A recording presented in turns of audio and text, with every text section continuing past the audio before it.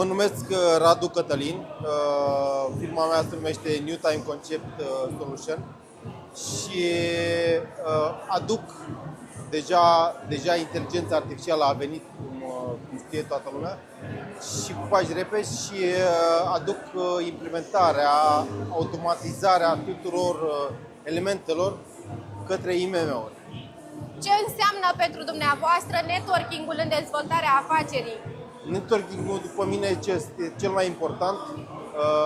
Conexiunea și conectivitatea tuturor persoanelor și tuturor firmelor, bineînțeles, care te ajută să te dezvolți.